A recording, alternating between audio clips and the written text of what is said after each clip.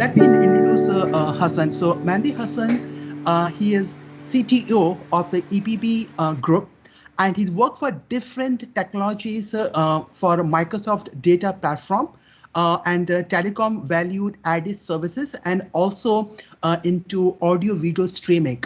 He's one of the organizer in the Tech Forum Bangladesh, and he speak regularly and organize the local events and virtual past chapters, SQL Saturday, and a lot of Azure conferences. So Hassan, the floor is all yours.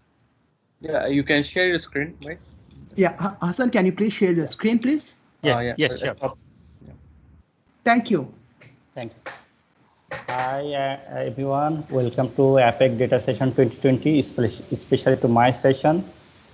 This is Mehdi Hassan. I'm from Bangladesh, basically. Today, I'm going to take a talk. My session is getting started with SQL ML services with Python.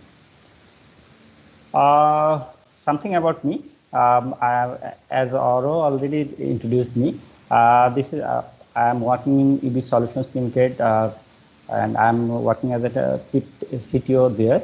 And in my free time, basically, I used to speak in our local community tech forum and in different SQL Saturday group and some Azure and some others international community.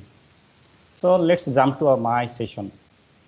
Okay, today I am going to cover what is ML services, why ML service is required, how it works, its benefit, and then we'll take the history and we'll check the installation and then run Hello World, and then we'll look into the internal architecture modeling. We'll do the modeling, deploy the model, consume, and check the reporting, how to monitor and reporting and resource governance, and finally we'll check the security and how to ensure the security. And that's all basically I will going to cover today. Let's start. So before starting, I would like to know that if we have already have the experience on machine learning, especially if someone might deploy it, or you might also consume it. So whatever your answer or whatever you do, we can basically share our experience together on machine learning services. So before starting, we would like to explore what machine learning is. As per Wiki, machine learning is a subset of artificial intelligence in the field of computer science that often uses the statistical techniques to give computers the ability to learn. Here, learning is the improving the its performance on a specific task without mainly depending on the data, without explicit programming. So what I am going to tell you that machine learning heavily depends on the statistical techniques and data. Basically, the main fuel is data. Based on the data and statistical technique, we try to predict the future, or we want to predict something which is not seen in regular eyes. So, and for that, we don't need to explicitly program. So what can we do? We, based on the data and tuning our model, we can get the better performance. So why machine learning is required?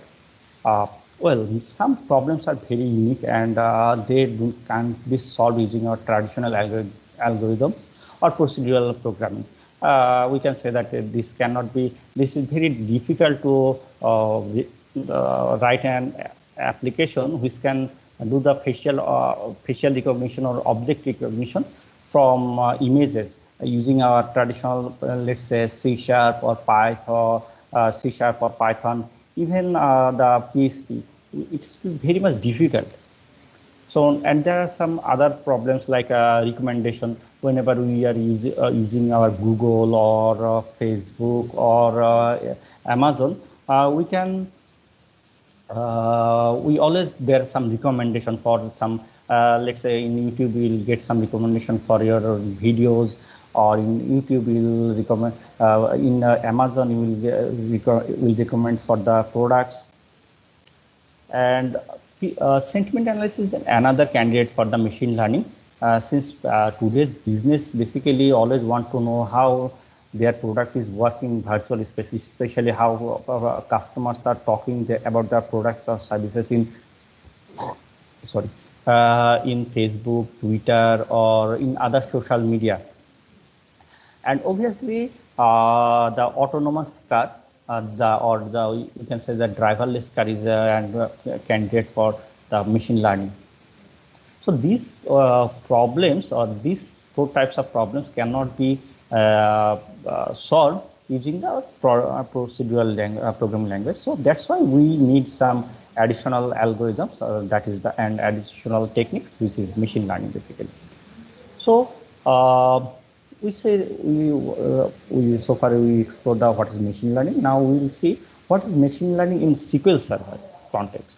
Well, machine learning in SQL Server means that it is a feature of SQL Server that gives the ability to run the external scripts. External script means Python or R, even Java, with the relational database.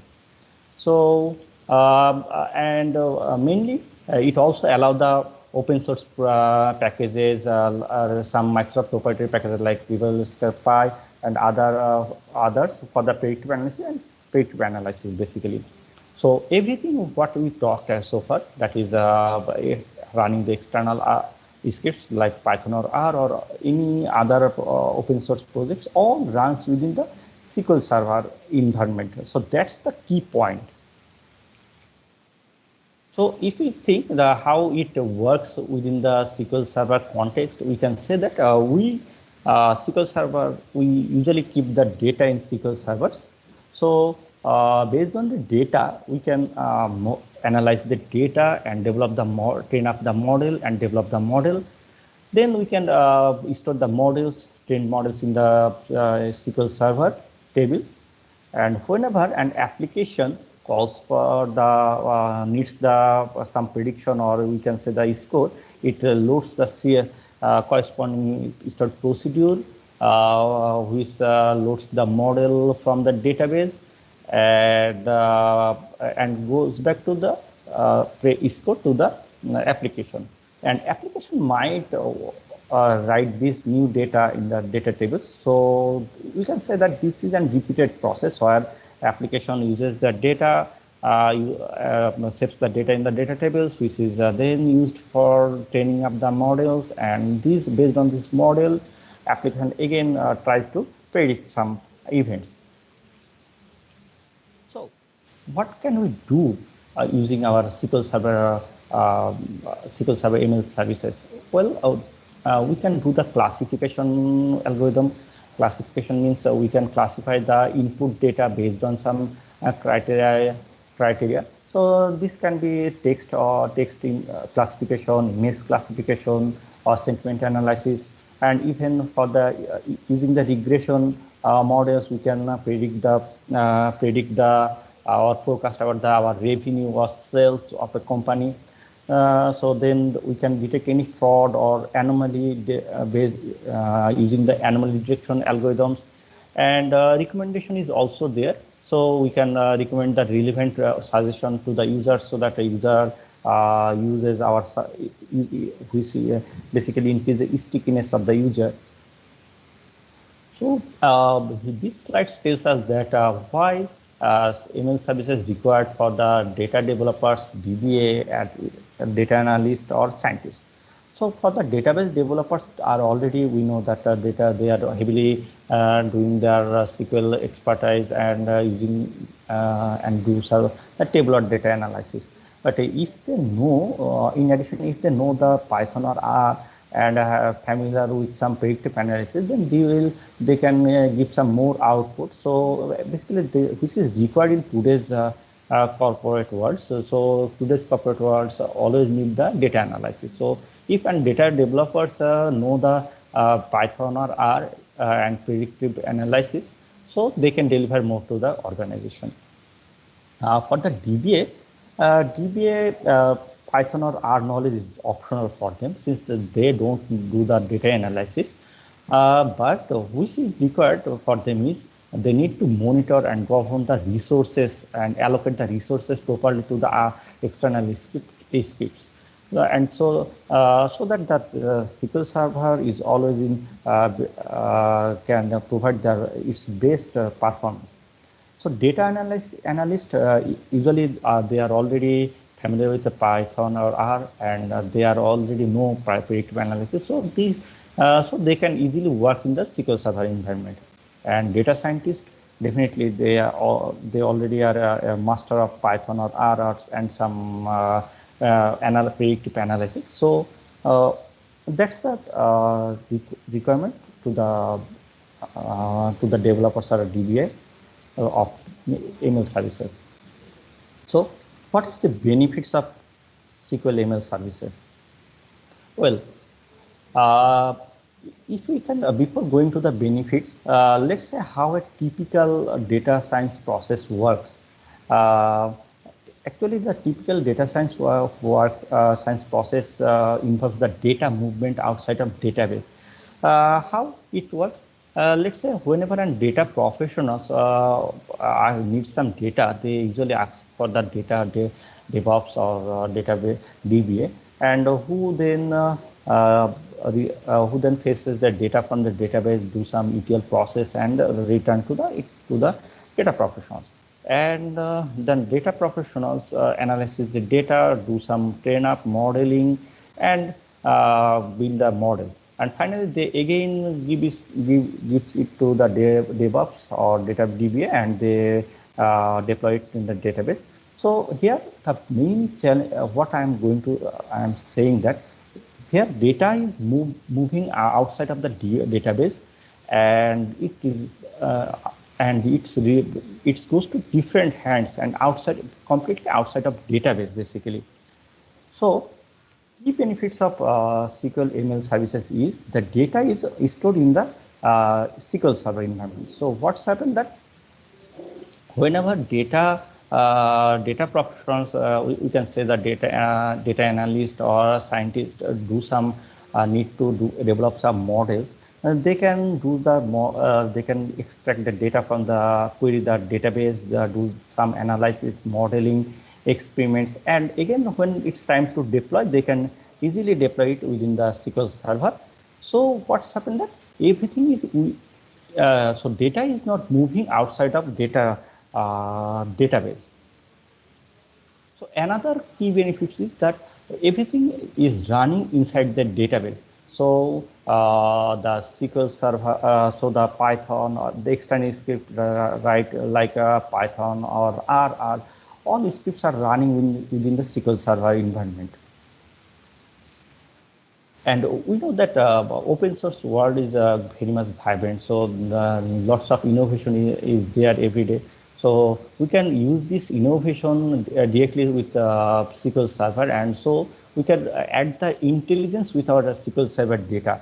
So we can use the open source project like PyTorch, TensorFlow, Scikit-learn, everything with SQL Server.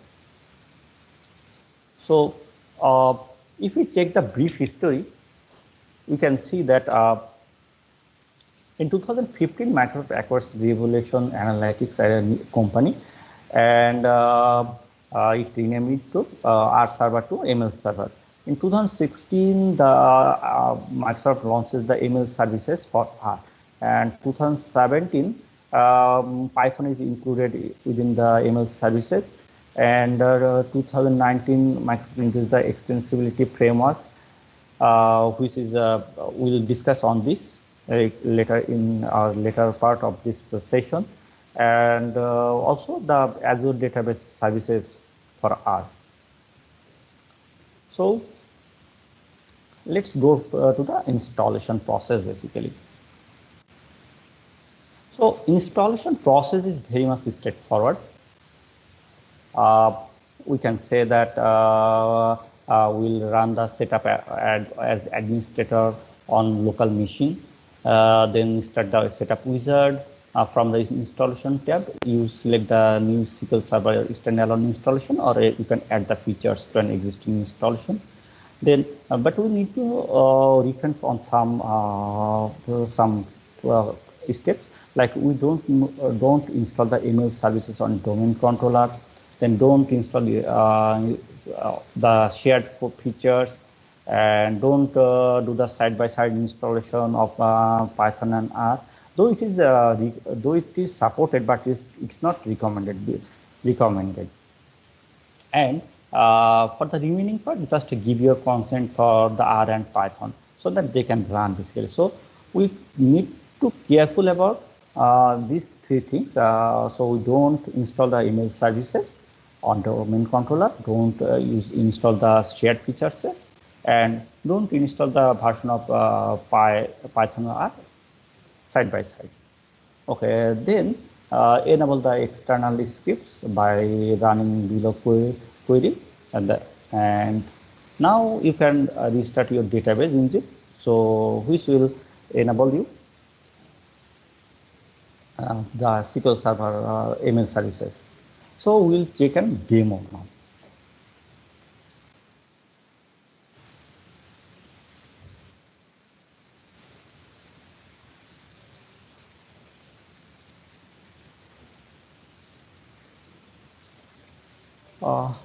Just a minute, I am sharing my screen. Give a moment.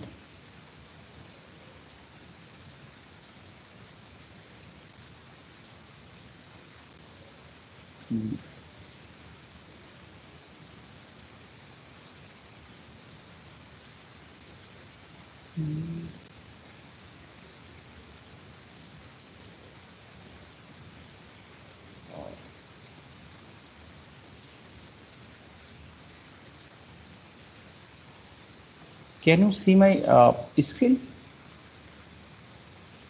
Asif? Yeah, we can see.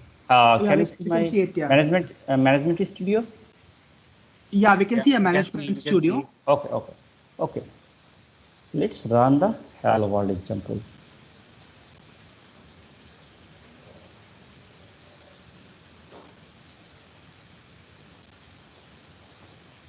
So it takes a little bit time. Let me have some drink.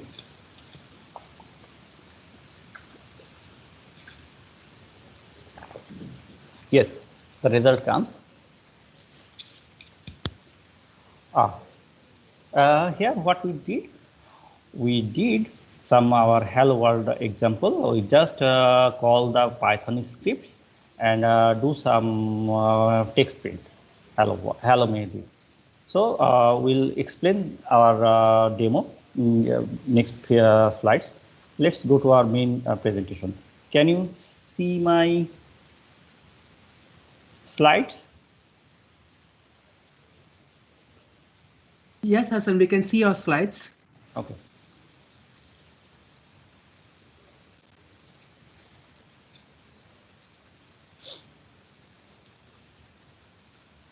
So now we'll explore the internal architecture of SQL ML services. So the key components for internal SQL Server ML services are definitely the SQL Server processes. SQL Server processes, and the SQL Server processes is responsible for the all sort of database activity or all sort of SQL Server related activities. And there is some launchpad process. So launchpad process is responsible for executing the external scripts, for example, Python or R. So it launches whenever SQL Server needs, it requires the launchpad to launch the appropriate launcher for executing the external scripts. So then there is some BXL server, which stands for Binary Exchange Server. This is responsible for executing the external scripts. So within the self container, and there's some SQL satellite process, which ensures the connectivity between the SQL server and the external script. So it basically transfer the required data between SQL server to the external scripts. And so next, this is a communication flow. Basically, whenever the user requests for any any extra Python or R scripts, the SQL Server launches the Launchpad, and Launchpad then choose the appropriate language launcher. In case of Python, it is Python launcher. For the R, it is R launcher. Then the language launcher executes the python.exe for the in case the Python, and Python.exe basically communicates with the BXL servers, and which ensures the separate execution worker thread and separate container for executing these external scripts, and the SQL satellite process, which then fetch the data, record data from the SQL Server. It also used for the any sort of error handling. And once the script is finished its job, then SQL Server closes all these connectivity. So that's the communication flow basically of a typical external script execution. So for running this communication flow, several protocols are used. Usually for TCP/IP protocols for between the SQL Server and satellite processes, and there's some namepipe for which is proprietary protocols, and which is used between the BXL server and SQL servers. And ODBC is used for the Python. RODBC is used by the R language, and XDF file format, which is used to transfer the blocks of data between the SQL Server and the external script like Python or R. So running a Python script. So whenever we need to run an external script like R or Python, see, there's some stored procedure in SQL Server which is called SP execute external script. It's basically the main key to run any external scripts. So it basically takes this below inputs. The language means the language of the SQL language of the external scripts. It could be Python, or it could be R, and even it could be Java basically. And in script parameter, it takes the full external scripts using the single quote. And input data is used for if we want to input any data to the as an input argument to the script, we can do this. And with the result sets, we can return the result sets from the external scripts. So now we'll have some our demo basically. Our demo is will just it's provided by Microsoft as part of machine learning services. So in this demo, what we'll do, this is an ISKI rentals data set. So there are some rental counts per day based on different days of the weeks, and there's some environment factors is there. So in this demo, we're going to predict the rental counts. So what we'll do in this demo, basically, we'll have some sample data basically, then develop and train our model, set the model to the database, make predictions, set the predictions in the table, and then we'll use this get the predictions. So let's start our demo.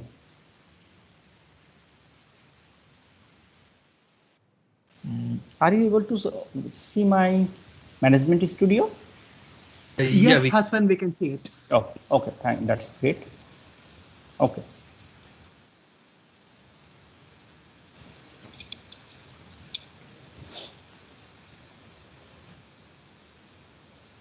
So let's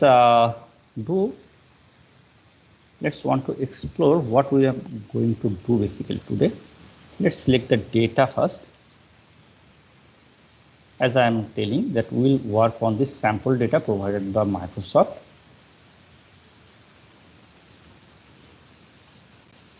Yes, there are some year-wise data. You can see that this is the year, the month of the year, then day of the month, then some rental counts of that day, and it's the weekday. Is it an holiday? If there is snow, if there is some, you can see remaining this data.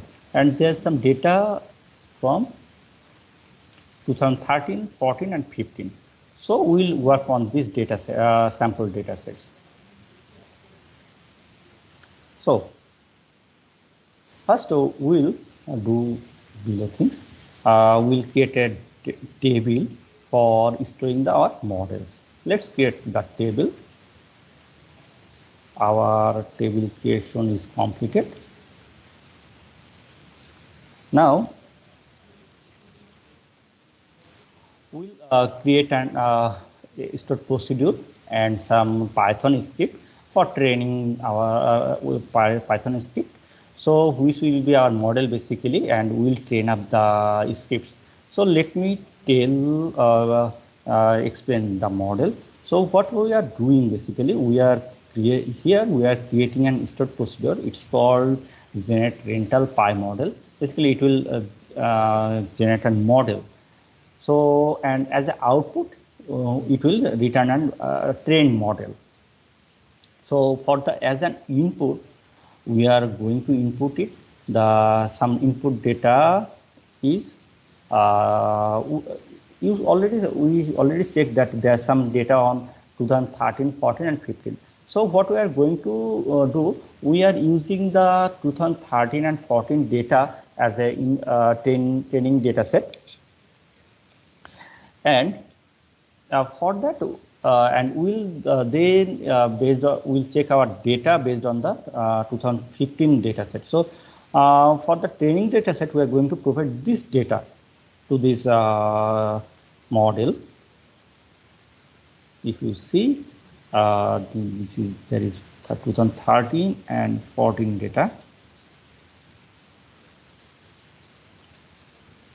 And obviously, we are giving giving the rental input data name. We are giving it.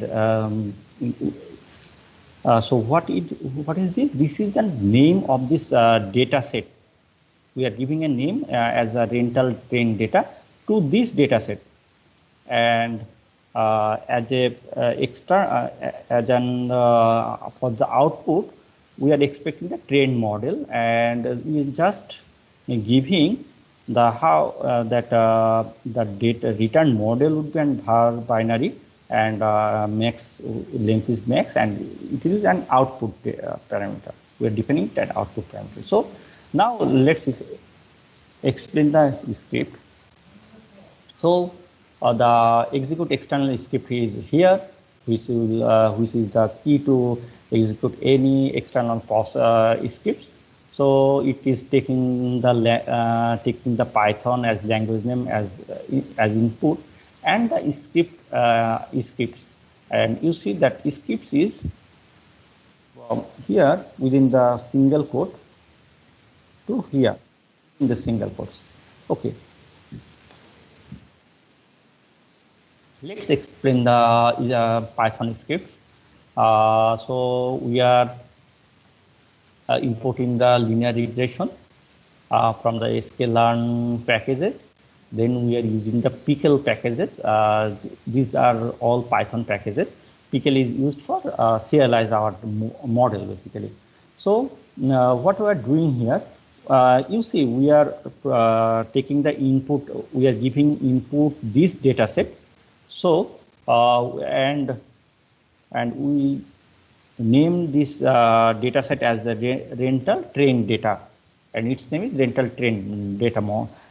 So we are assigning the rental train model data set to the data frame, a local variable data frame. DF is a local data frame variables, and we are just selecting the number of columns in these data frames to the columns variable.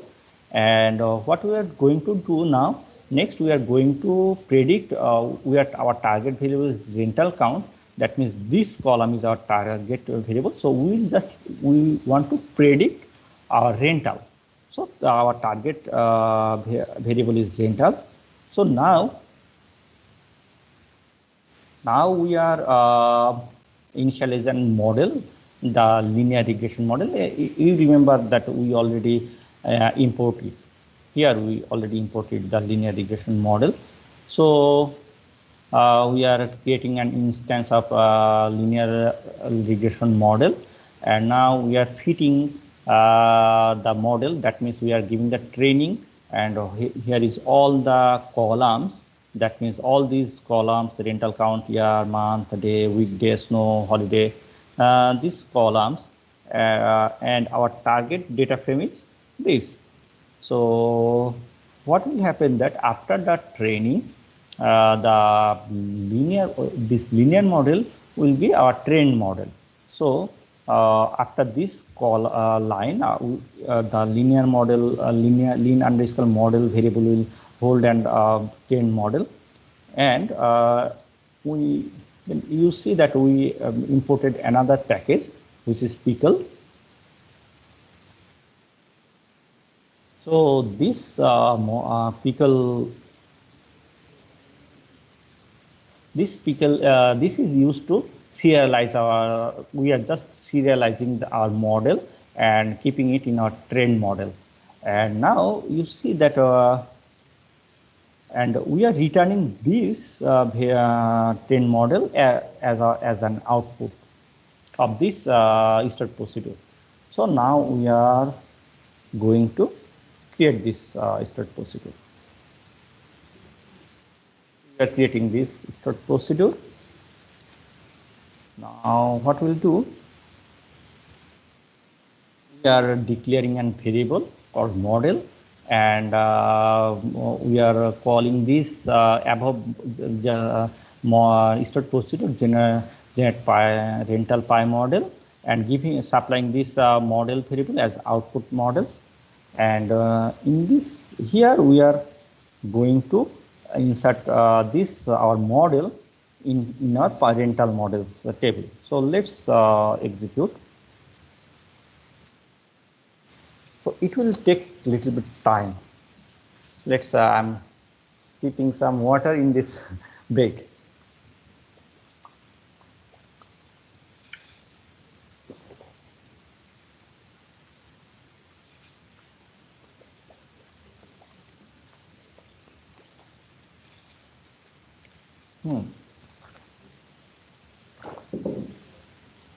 All right.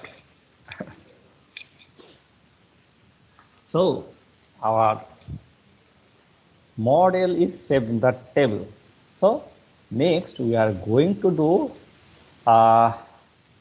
what we did so far. We create an start procedure, and within the start procedure we trained a model. Basically we trained a model, and then we save this trained model in the database. Now what we are going to do, we are going to do some prediction basically. So again, let's explain this start procedure to you. We are just want to predict the rental count. So what we are going to here, let's say, let's explain again. You saw earlier that we use the 2013 and 2014 data set as info as our trained data set. So now what we'll do, we'll predict our data with and we can verify. Basically we'll test our model based on 2015 data set. So this is our 2015 data set. You see the same data set. Basically we just split that data set in some trained data set and some tester data set. So we are naming this data set as a name rental score data. Then we are expecting, and we are supplying the our saved model, and as an output result, it will expecting the rental predicted data, and then our actual data. That actual data means this data. Oh, sorry. This data and our predicted data, and then month, day, year, snow, holiday, etc. So let's explain this. So we are just importing some packages, Python packages. I'm not going to explain anymore.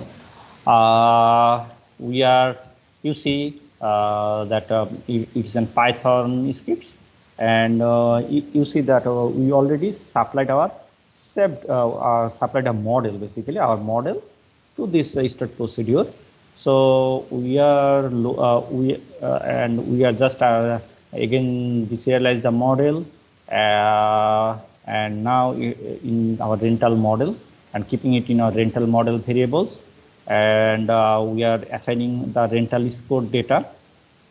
You can see which is supplied. Basically, this is this data set, and it is assigned in this data frame basically, and we are getting all the columns name in this column variable. Our target column is rental count, and now we will have doing the prediction. So using our model, using our supplied model, we are just predicting our target variable is the rental count. So after that, after the prediction is completed, we are using from the pandas data set. We are having the data set prediction underscore df, and for the output data, so we are just now preparing the output data set using the pandas packages. It is an Python packages. You see the prediction predicted data, then rental count, month, day, which we supplied in these columns basically. So finally, we are setting the output data set, and this will be our output. So let's execute this stored procedure.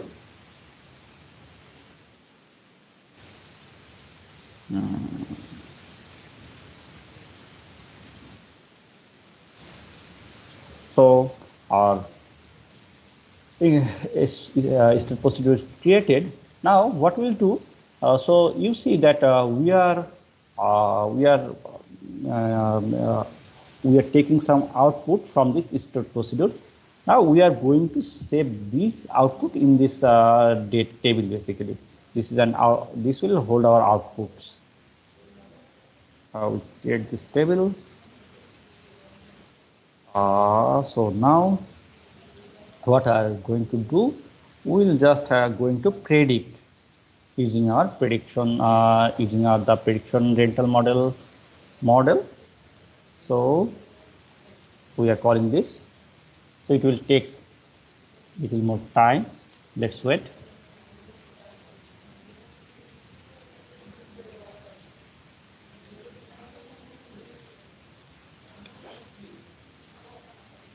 So I'm sipping some water.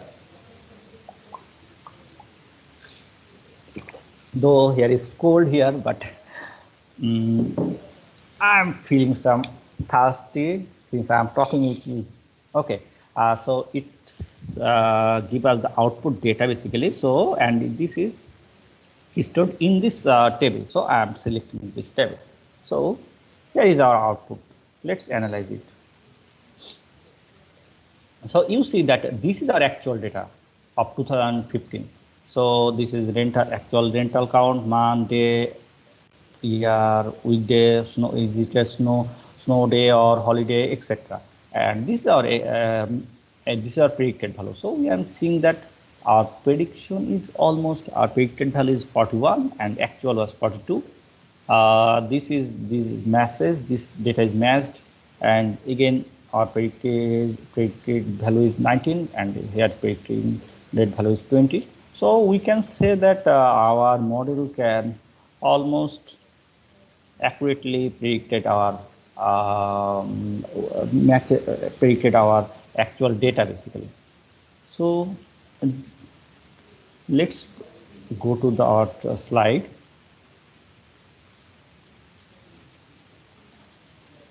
So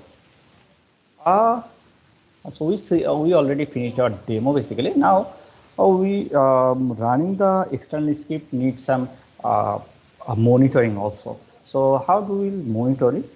I'm just going to show you. So using the SQL Management Studio, we can monitor the report basically. So how things are going on inside the SQL server. So we can monitor the execution of external scripts. We can monitor it, resource utilization, then finding any problems or any performance tuning. So here is some sample report. This is active sessions, and this is some execution statistics, and this is some resource. So I am going to, let's try to have a demo on this. First of all, if we run, since there is no machine learning model is running here, so it shows nothing. So since there is no external script is running, so what we'll do, we'll just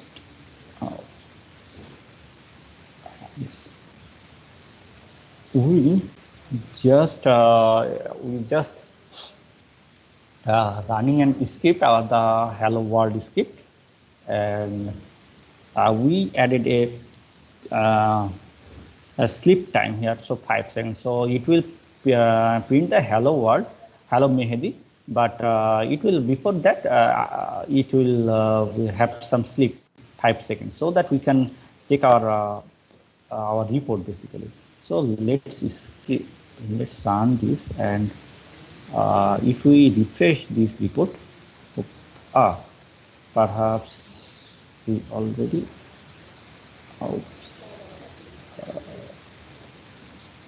there's some error basically. Oh,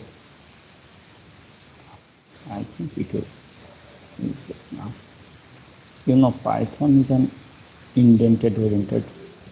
Oh, it's wait. So let's make it little bit bigger value. So 10 seconds, it will wait for 10 seconds. If we now executing this, and if we refresh this, hopefully you can see, yes, you can see that, and the Python script is running database on database tutorial database. We are using the default login name, and the total elapsed times, etc. It's showing. So, oh sorry, and we'll check some other reports also. Active session, the execution statistics. If we refresh it, let's refresh it. So it shows that total execution times, total execution errors, and total execution 83. So you can and some Python and R executions. You know how much Python and how much R was executed in this server. So what we will going to do, since it shows the total execution 83, so what we are going to do is we just, oh sorry, not this one, I want to show you this, going to this, and we just let's say it will wait for 2 seconds. I'm just editing this script, and if we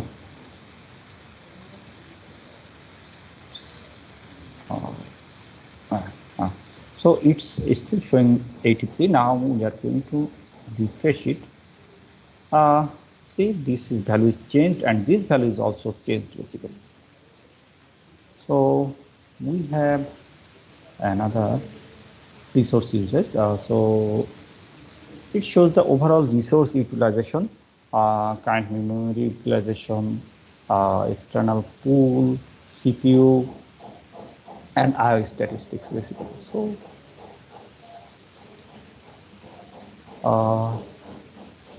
let's start our present. So this is our reports basically. So you know that machine learning services are always resource hungry. So it's resource extensive, extensively use the resources. So usually 20% of host of memory and local memory are utilized, are allocated for the external scripts. So the DBA can optimize this by enabling the resource governance. He can tune the resource by get external resource pool to create and configure the resource pool, and then assign some the training or the then using this resource group, then he can do some mapping. So this group will be used for the training purpose only, and this will be for the production purpose. And create a classifier to intercept the calls for external processing and execute the queries and procedures using the objects. So in this way, a DBA can tune the resources. So next is security basically. So you know, the security is a crucial part. So you can say that SQL Server is a very crucial. SQL Server is a very crucial node for any organization. And as a DBA or as a data platform workers, we know that how database is important to the organization, since all their business data are stored in this SQL Server.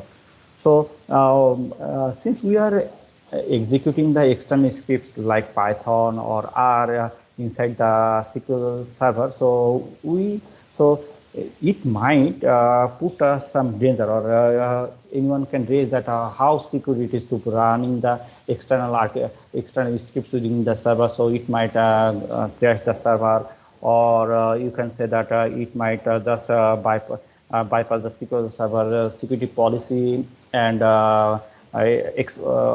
some hacker might get the access and take away our data basically. But SQL Server tries to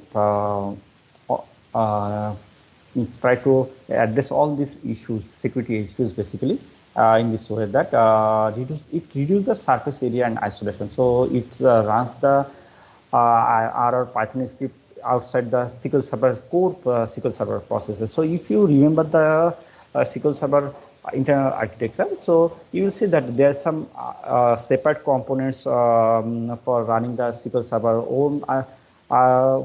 own processes, and some separate processes for the external scripts, running the external scripts. So thus it isolated the core SQL Server processes functionalities and the external script functionalities. And for executing any external scripts, you need to enable the external scripts explicitly. So then script execution requires explicit function. That means for a non-admin user, so if the SP execute external scripts must be called explicitly. So, and one thing is that the logging associated with the external script execution, the privilege he has this account, he only get the privilege from this external script also. What I am meaning to say that if we execute external scripts for an user, which only can have the permission to select operation on some particular table, and if we run the external scripts using this user, then we'll only get that permission only. So other than any accessing other object will just give us error. And another thing is that R and Python process have some limited privileges. That means that R or Python process run isolatedly, so under the app container. So if you remember the our internal architecture, the Bake-Sellers processes which isolate every external scripts in separate containers. So one container has no idea of another container. So thus they just secure everything. And different users with different app containers. So as I'm saying that, so one user, one external script can't communicate with another external script, and so there is no communication way. And most importantly, we can Windows firewall rules to block the outbound data. That means that if any external script wants to take our data away from the SQL server, we can block it in the firewall, so that this so we can aware that this data is going outside from our SQL server. So that's all about my presentation and my session basically. So if you have any question, you can raise basically. And thank you everybody. Here is our feedback. You can rate me from this scanning this QR code, or from this bit.ly link, or from this link also. So Asti or Oro, can you hear me? Yes, we can hear. Thanks a lot, Hassan. I just want to understand any questions from the audience if they want to highlight, because I have one question for Hassan. Yeah. One thing, right? I mean, just like I shared for the learning the machine learning part from Azure, right? Any courses or YouTube link you would recommend for the audience and also for myself? How we can get started with machine learning? Well, there are lots of courses on machine learning, but there are some limited videos on YouTube or courses on SQL ML services basically. So I have some link here. So our Dinesh, our another speaker basically, he has some videos, and I have that I have also in reference part. You will see some link basically. Sure. So you can get the Dinesh channel and some here and some other resources. Basically, I already put in the reference. Okay, sure. Yeah, thanks, sir. Sure. Yeah, so I mean, really useful for us. Yeah. So guys, if you have any other questions, it's a last, second last speaker. You can just speak or raise your hands so that Hassan can actually address your question if you have. Anyone? Okay, I think like it's people are a bit shy now, but it's okay. It's okay, and I just want to thank Hassan for your amazing presentation. You start from the beginning and how the things works from SQL and all. So very, very interesting session, and really appreciate your time in working on this particular Saturday evening, whether it's morning, evening, whatever it is. But thanks for sharing this knowledge with us and all the audience who are actually listening it. Thank you, Hassan. Thank you, you also, and I also again want to thank my audience basically, and it's really an honor basically to speak in front of you and in front of such a knowledgeable speakers, and really privileged to speak in front of you. Okay, over to you, Arav.